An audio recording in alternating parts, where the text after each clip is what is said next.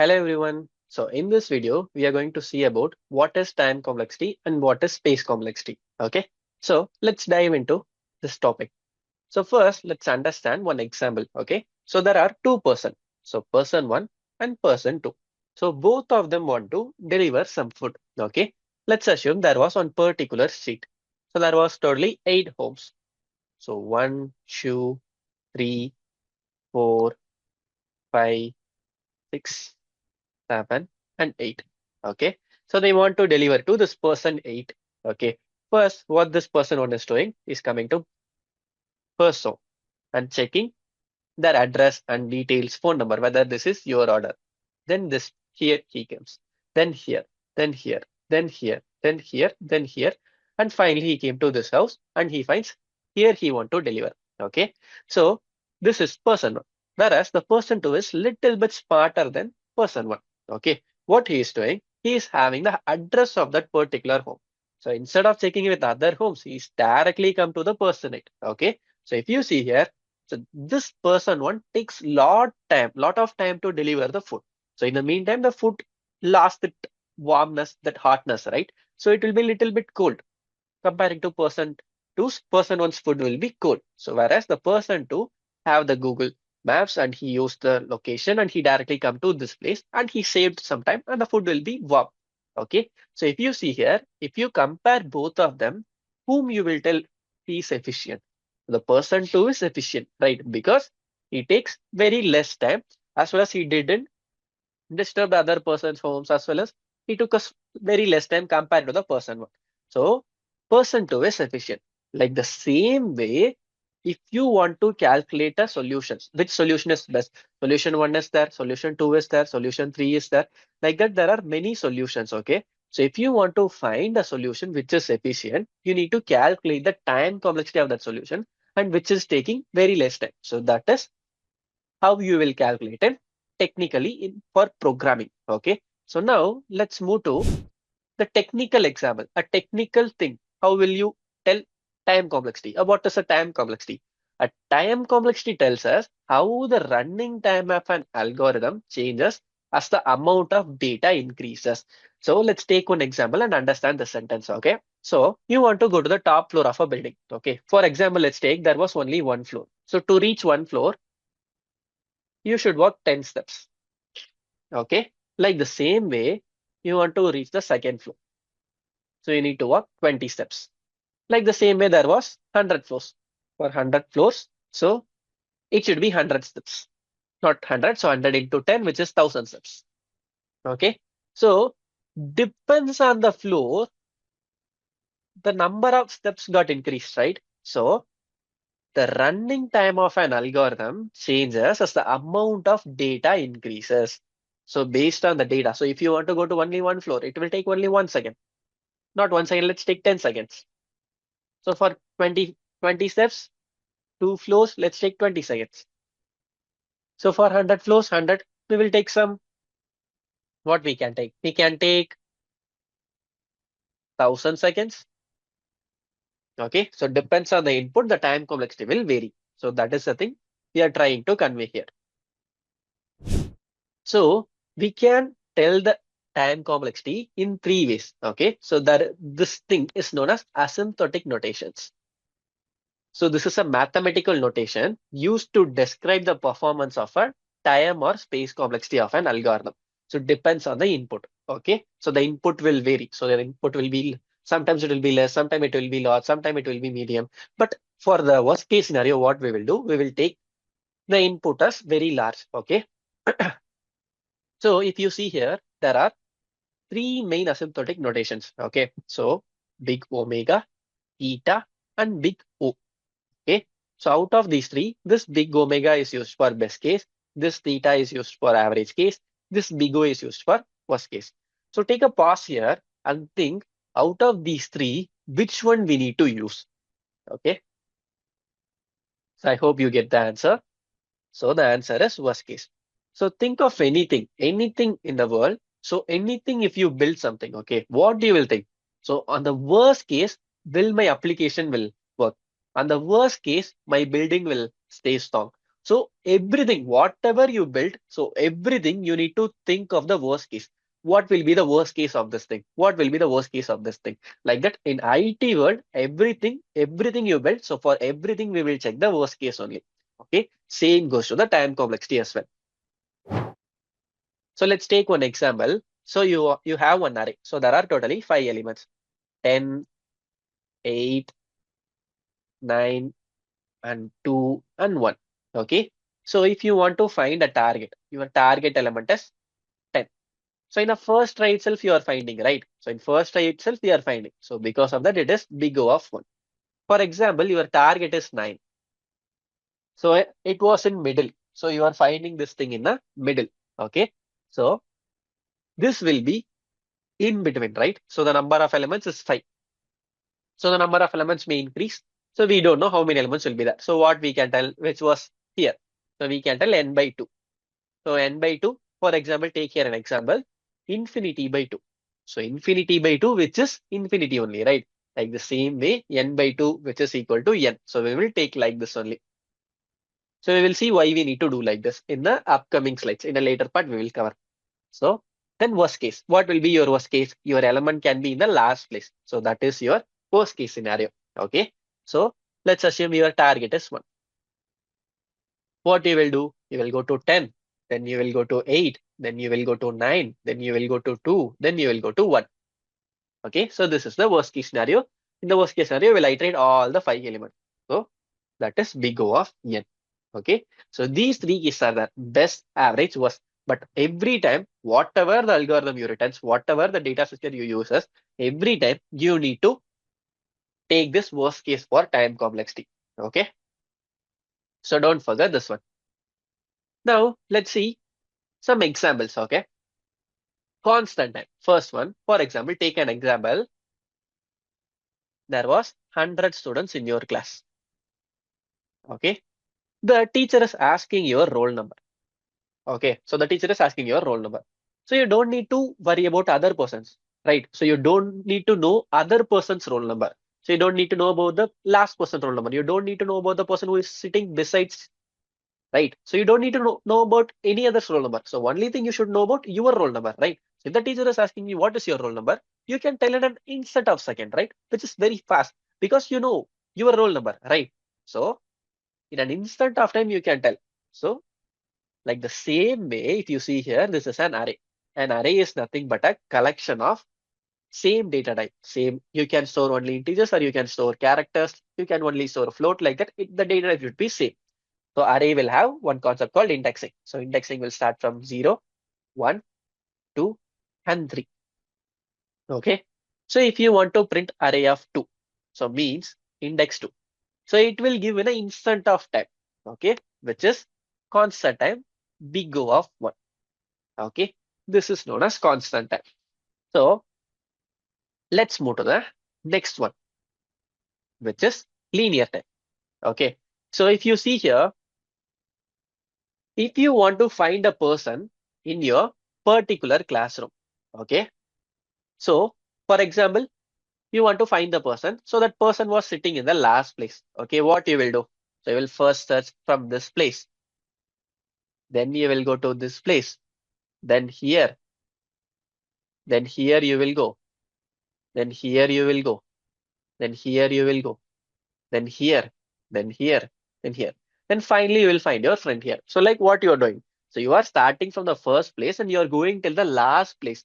Like the same way, let's assume there was one array. The array is having 5 elements and the elements were 10, 1, 5, 4, 2. So you are starting from 10 and you are printing till the last. Okay. At the worst case, you will go till last, right? And you need to print everything here, 0 to n in the sense, you need to print everything. So which is, we are starting from 0 and going till the last, so which is big O of n. Okay. Now let's move to the next one, which is a logarithmic time. Okay. So take an example, dictionary. Okay. So dictionary will contain words from A to A, B, C, D till Z, right? If you want to find the word binary, a binary is nothing but zeros and ones. So whatever the code you return, so it will finally converts into zeros and ones only. So because machine knows only zeros and ones only. So whatever the code you are writing, it is at the last part, it is going to get converted into zeros and ones only. So for example, if you want to find binary in your dictionary, first you will go to the B. You will eliminate all the others, right? You eliminated here. Half of the, not half, nearly 75 to 80% of the words you eliminated here itself, right? So now here how this will B will start. BA, BB, BC. Like that, it will go to BZ, right? So here again, what you will do? You will choose BI. So you will ignore all the others. And again, this BI will, how it will be there? BIA, BIB, BIC till BIZ. Okay. So you will choose here. And again, like this, you will eliminate at each step. You will eliminate some part from each step, right?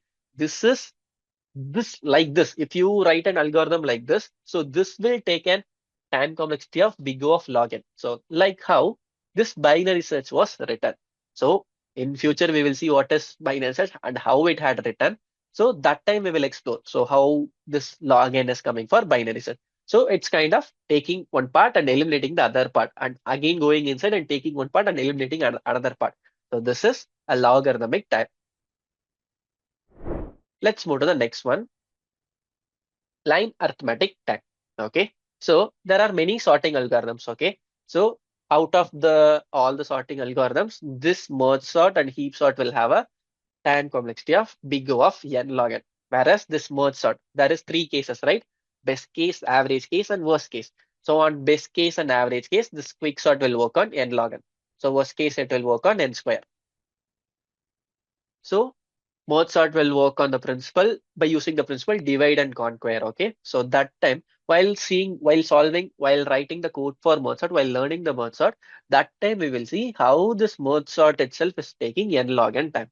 So that we will see. If I explain you here, it will be really confusing. So just remember Mozart and heap sort, which is taking n log n time complexity.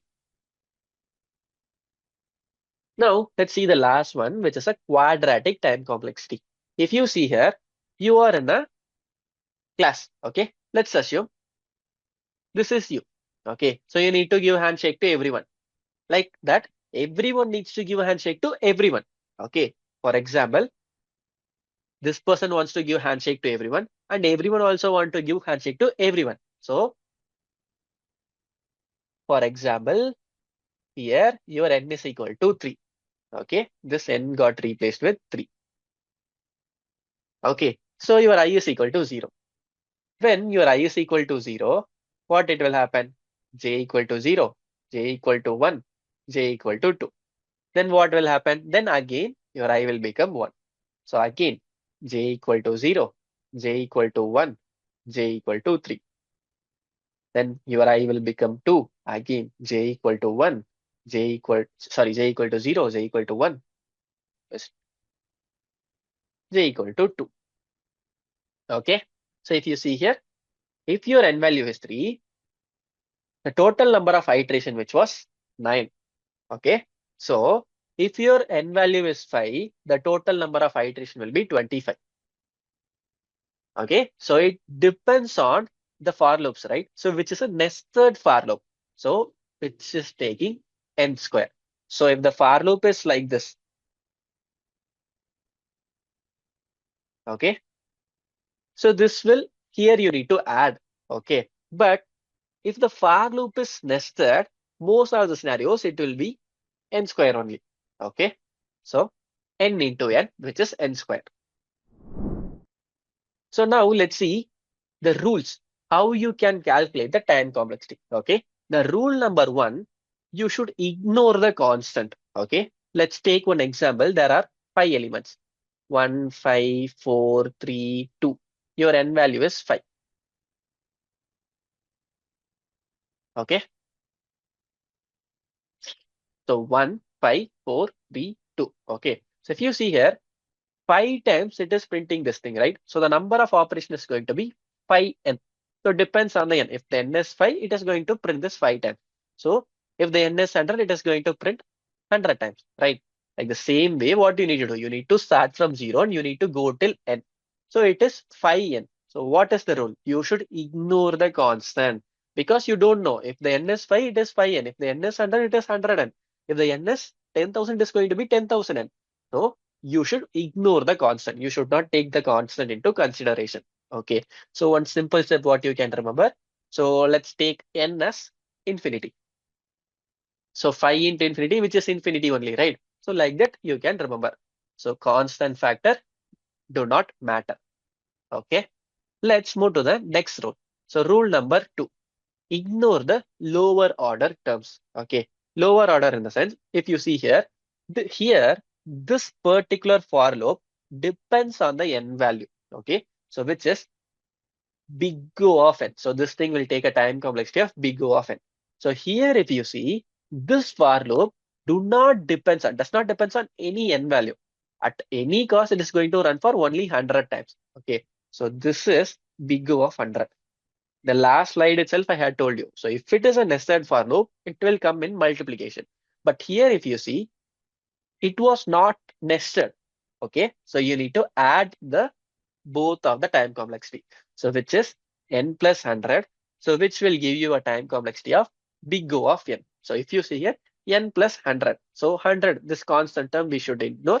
And like the lower order should be ignored. If you see here, I will give you another one example. So if you see here, I will give you one more example. Big O of n cube plus big O of n square and big O of 1. So what will be the time complexity here?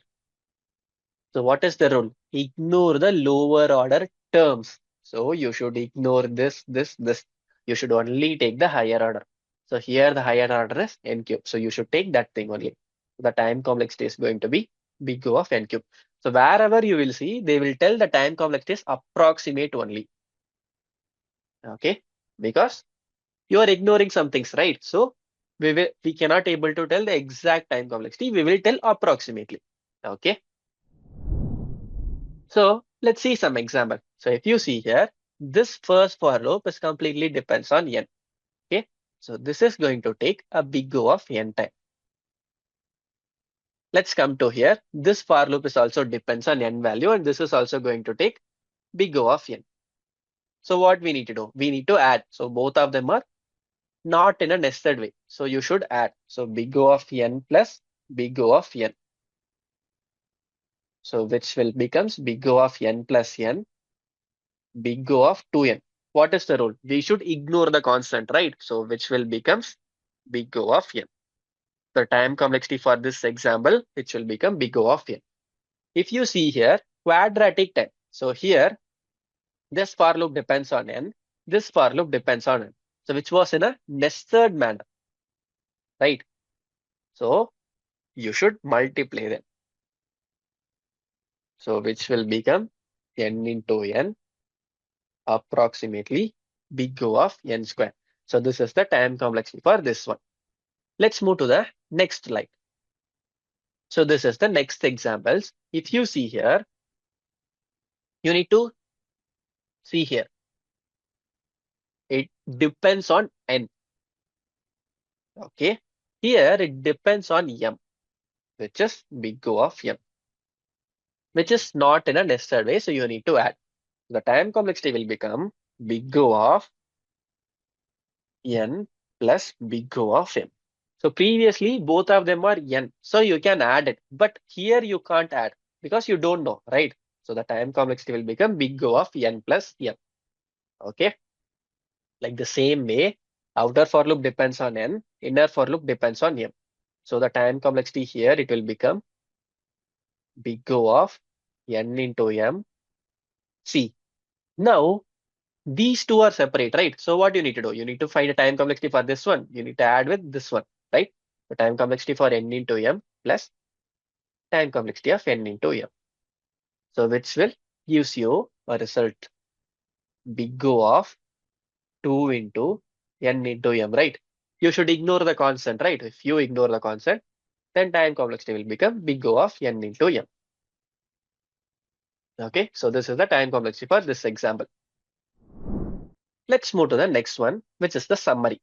Okay, so till now we had seen time complexity is commonly represented using big O of notation, and this big O describes the worst case scenario of an algorithm. Okay, So whatever the thing you had built in ID, everything we will check with the worst case scenario. So see, this is the order. Okay. So big O of 1 is the very best thing and which is very efficient as well. So very best, very efficient, everything, which best of best you can tell, which is constant time. Best. Log n, logarithmic time, very efficient. So in decreasing order, so which means it is less efficient, like that you can tell. So big O of n, good, which is linear time, n log n, arithmetic time. So which we had, which I told you, we will see this thing in merge sort. So which is efficient, n square, which is quadratic, which is slow for large inputs, 2 power n. So this 2 power n and big O of n factorial, we will see these things in recursion when we are going to learn recursion, exponential time and very slow. So this big O of n factorial time and which is very worst. Okay, let's move to the next one.